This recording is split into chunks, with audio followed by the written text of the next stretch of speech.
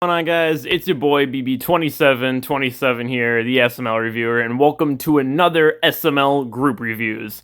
So this is going to be a little bit different than the first one. It's not going to be just like 4 random videos. It's actually going to be 4 series videos.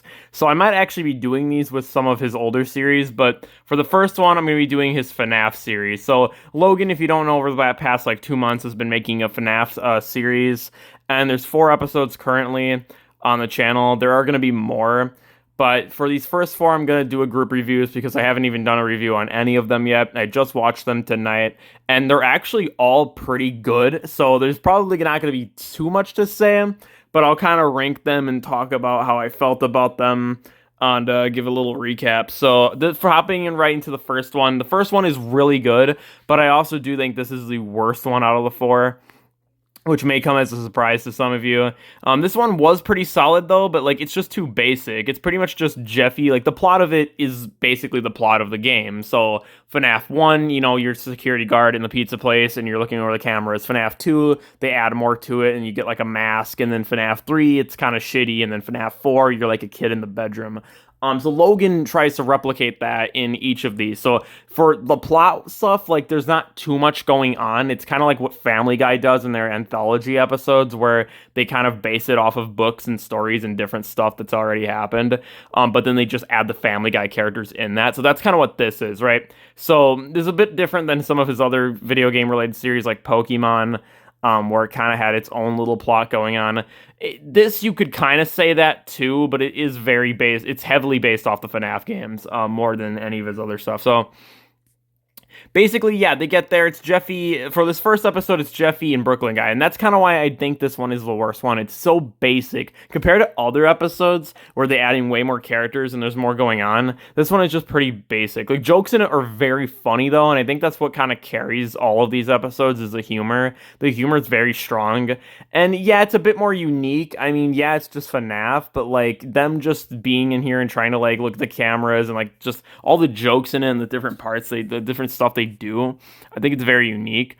Something I also love about the FNAF series, especially just this first part introduces it, is Foxy actually helping them. This doesn't last forever. It only lasts for a few of the FNAF episodes, but Foxy's actually a good guy to them instead of being like bad and trying to kill them. And I like that because it changes up the game plot a bit to where, you know, because all of them are trying to kill you in the game, obviously, right? But this SML, you know, they change it a bit and make Foxy actually help them and make like a little plot with that. And I actually really like that.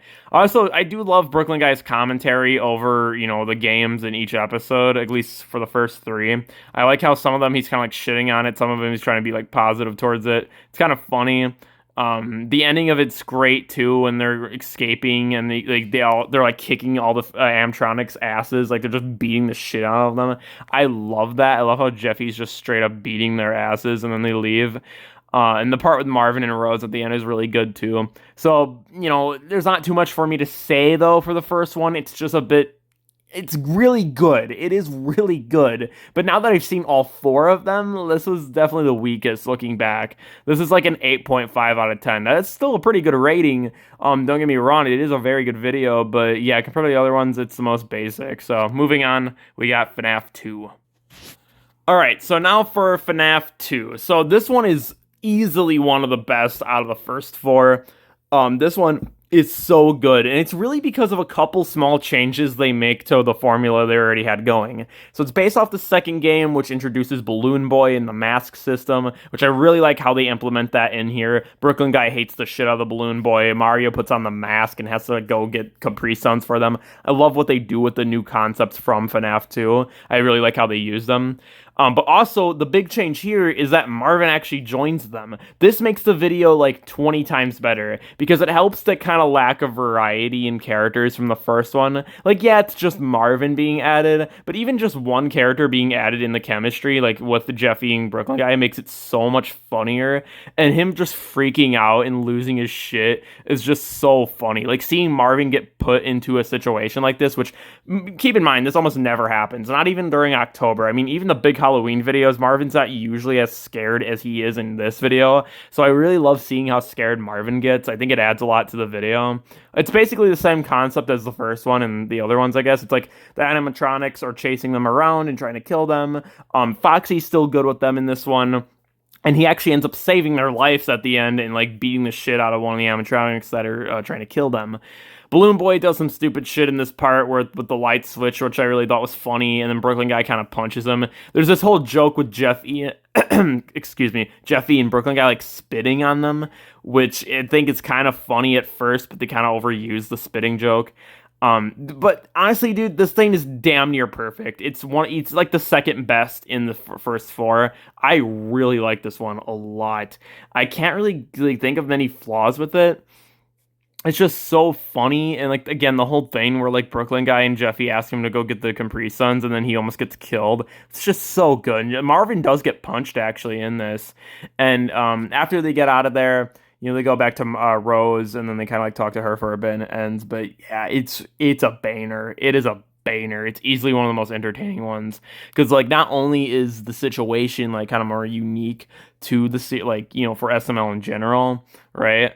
But just like the chemistry between all of them in this one just works so much more well than the first episode. The first episode was more like an introduction, and it was just Jeffy and Brooklyn Guy. That's why I thought it was so basic. This one does a lot more. It takes that, and you know, we kind of already know what's going on now, so then expands upon that. I love that. This is a much better episode. But yeah, 9.5 out of 10, damn near perfect. Next up, FNAF 3. All right, so now for FNAF 3. So this one actually changes up the formula quite a bit. Instead of it being Jeffy and Brooklyn Guy, or even just like Marvin, Jeffy, Brooklyn Guy, it's Junior, Cody, Joseph, and Brooklyn Guy, which I absolutely love. This is kind of what I was hoping they were going to do in the first or second one, is add Junior in. That's kind of what I wanted, and I'm glad they finally did that for the third episode. This was this was much better, honestly, than the first one, but this one isn't as good as the second. I'd say it's the second weakest episode out of the FNAF episodes so far. This one, like, although, yeah, Junior, Cody, and Joseph are in it, and they're really good, the way, like, the stuff they do isn't much. They basically spend most of the episode kind of shitting on FNAF 3, which is completely justified. FNAF 3 was the worst in the series by far. It's a noticeable downgrade compared to all the other ones. It's just so rushed, and it felt like at that point they were just trying to do it for a cash grab. And I love how much Brooklyn Guy makes fun of FNAF 3 in this episode. I think it's great. But what they do with Joseph and Cody is kind of fucked up, honestly. It's like you had perfect potential. You had a Junior Cody Joseph video with the FNAF concept, and you could have done so much more with it. But instead, what happens is immediately as soon as Cody gets there, he pussies out and leaves. Then Joseph gets killed, which I predicted when I was watching it. I was like, you know what? Joseph's getting killed because it's this type of video, and Joseph being put in this type of situation almost always gets him killed every single time they do it. So I knew he was going to get killed off, but like Cody just left. And then it was just Junior and Brooklyn Guy kind of like acting like they were tripping on acid or something with the mushrooms on the pizza, which I thought was funny. And it was a little more scary, I guess, but like that whole first half kind of like, I don't know, it was good, but it wasn't that great. But the second half is when the writing takes a whole big turn. So what happens is one of the animatronics, one of the only ones, comes up to them and takes off the mask, and it's David Winkle, which, me just saying that, 80% of like the kids watching SML nowadays do not know what the hell David Winkle is. So if you don't know, Mr. Winkle was I guess I'll make this quick. He was basically a pedo character back in the first grade series back in 2015. He was like the substitute teacher, and you know, he was making weird jokes and stuff, and that was kind of his whole gag. And then they had him arrested, which I thought was pretty funny. They bring him back in this, and they kind of write a whole backstory for, you know, how the kids got into these suits in the first place. So kind of how, like, you know, FNAF kind of has its own lore. They actually do lore in this episode, because the first two there wasn't as much lore going on. They were just trying to get, you know, they were trying to just escape and not get killed. This one though, they write a whole backstory. Oh, come on, Logan. I know you're making millions off of this, but you don't have to shove a fucking ad in my face every 2 seconds. Anyways, so what was I saying? The lore is so good in this. So, I mean, it's sad. It's kind of messed up. But basically, Winkle was trying to, you know, like hug the kids and be weird around the kids at a birthday party. But he ends up killing them, right? Because he gets so mad at them. And then he shoves all their bodies into suits. And then now those suits are haunted. And, you know, they're trying to kill people, right? So it's kind of cool how they did lore in this. And I really like the way they did it by bringing back an old character, even though I didn't really like him. for obvious reasons. I think it was cool that they did a lore for it, unlike the first two episodes. But yeah, Junior and Brooklyn guy, the chemistry is definitely there with them, but it's just, I don't know. I feel like this could have been so much better. It's a 9 out of 10 for me. It's still a really good video, but it's weak. It's missing, it's lacking what some of the second one had for sure. They just had so much potential with this, and they kind of just ended it as soon as it started. But yeah, 9 out of 10. All right, moving on to the last one. All right, for FNAF 4. This one is easily the best in the series, which I know a lot of people are not going to agree with that. This is a 9.5 out of 10. I'll just give the rating right away. It's not quite a 10, and I'll get into why that is. But this one is still maybe like a 9.6, I guess, if you really want to be more exact. It is a little bit better than the second one. But yeah, this one is so good. So this one's based off FNAF 4, right? And that's my favorite FNAF game. Now, that's not the reason why I love this. This is actually so well done. I love the way they did this. So they kind of changed it up again, where they kind of like drop, the whole going to like the security building, right? Or the security office with like Brooklyn Guy and Jeffy. They drop all of that and they make it to where they go to Timmy's house and they have doing a sleepover, which is very similar to how the actual game is, where you're just a kid in a bedroom, not trying to get killed. It's a whole different vibe. It's not really like just some security guard anymore. You're just a kid in a bedroom. So that's what they're basing it off of, right? And I think the way they did it was really funny with Timmy and Cody and them going over to his house. And Timmy's parents are really funny in it too. But yeah, basically once they get there, Cody and Timmy kind of walk off somewhere, and then like Junior runs into animatronics, and they're much more scarier in this FNAF 4 game. They're way scarier.